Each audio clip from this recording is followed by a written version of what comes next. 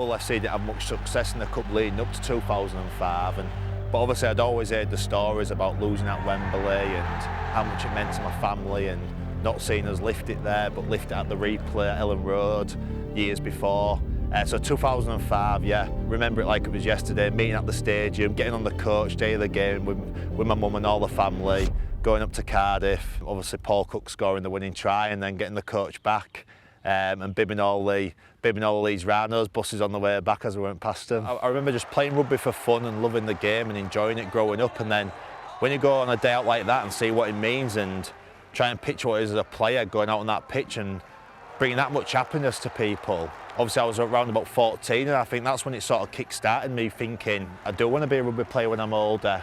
Imagine lifting that trophy and being part of that, and always had the dream of thinking I'd love to do it with Hull FC, and obviously with the Wembley Hoodoo and thinking about that at such an early age, it was scary really looking back, thinking about it and having them chats with my parents. From getting back from that game, the atmosphere and the spectacle of the Challenge Cup just hooked him. And he, you know, that was probably a massive stepping point in him wanting to be a professional rugby league player. Once he started going to watch Hull and watch games, there was them playing for Skeller, and I think it's had a massive effect watching the players of that time. It just made him want to be, you know, like them, if you like there was heroes to him.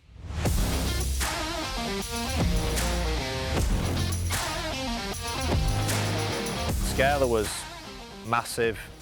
It was my childhood.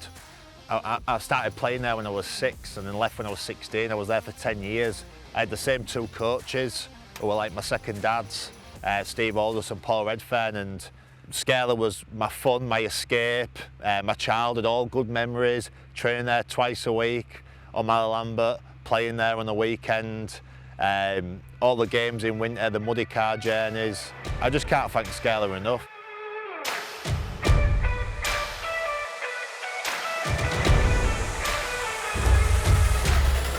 Jez was a massive help. He was a role model to me. Obviously, Jez had played for Hull FC.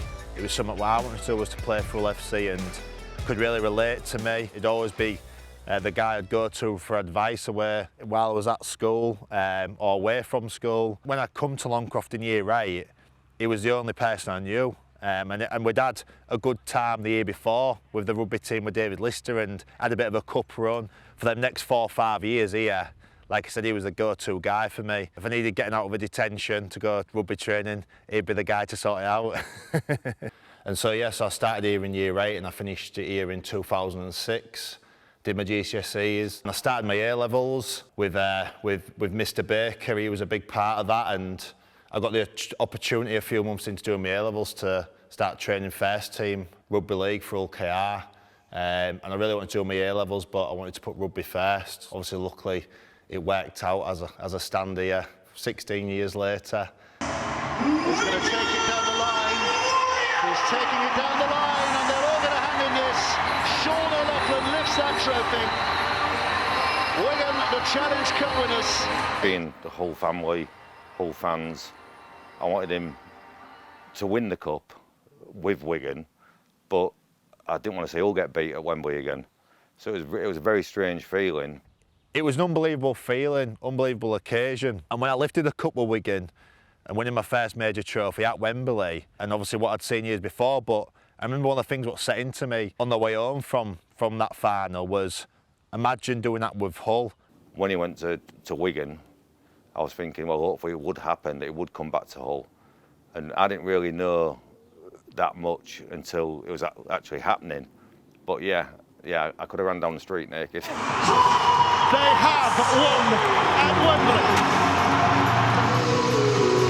So they feel the sharpness of the delight even more, because they know how that hoodoo has haunted the club down the years.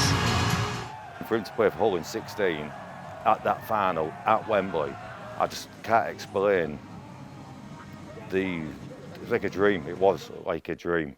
And when Hull won it, it was, I don't care if I'll never win anything again in my life. 16 was massive, big weight. I think 17 we got to enjoy it a bit more. I could enjoy the week more, build up, there's a lot less pressure.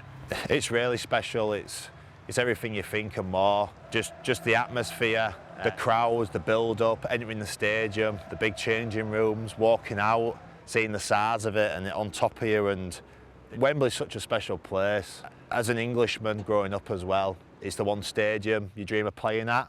Never mind lifting a trophy there as well. So yeah, it just means everything. One more time would be unbelievable. Whether my heart could take the stress, because it is very, very stressful watching a member of your family out on that pitch. Again, the whole pressure of being a Hull fan, but also when you've got a member of your family playing to try and lift that trophy. But what a dream that would be if they could do it again. It would be, I don't know, it'd be off the scale, wouldn't it? It'd be fantastic.